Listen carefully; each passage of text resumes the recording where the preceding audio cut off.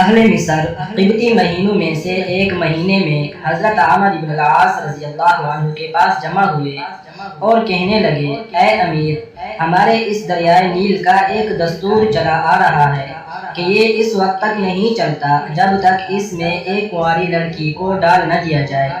حضرت عمرو بن العاص رضی اللہ عنہ نے پوچھا، ہاں بتاؤ، اس دریا کا کیا دستور ہے؟ لوگوں نے بتایا کہ جب مہینے کی 12 تاریخ ہوتی ہے تو ہم ماں باپ کی کنواری لڑکی تلاش کرتے ہیں، پھر اس کے ماں باپ کو راضی کر کے اس کو اعلیٰ سے اعلیٰ زیورات اور عمدہ سے عمدہ پوشاک پہناتے ہیں، پھر اس لڑکی کو دریائے نیل میں ڈال دیتے ہیں، اس طرح وہ چلنے لگتا ہے۔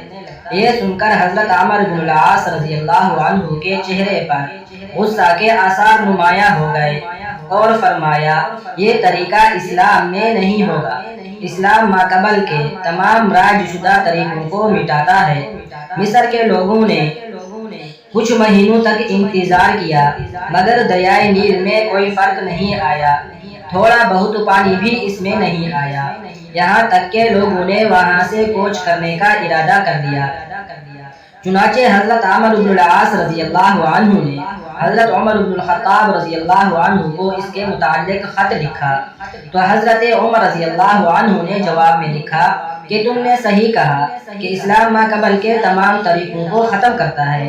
میں تمہاری طرف ایک پرچہ بھیج رہا ہوں، جب میرا خط تم تک پہنچے تو یہ پرچہ اس دریائے نیل میں ڈال دینا۔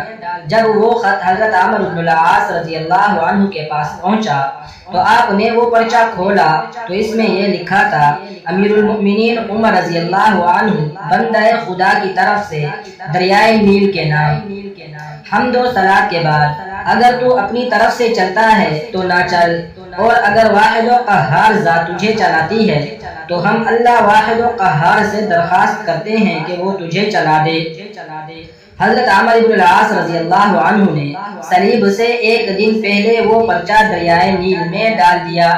اہل مصر تو وہاں سے کوچ کرنے کی تیاری کر چکے تھے۔ صلیب کے دن صبح کو دیکھا تو معلوم ہوا اللہ تعالیٰ نے اس کو 16 ہاتھ کی مقدار جاری کر دیا ہے۔ اس سال سے یہ بری رسم ختم ہوئی۔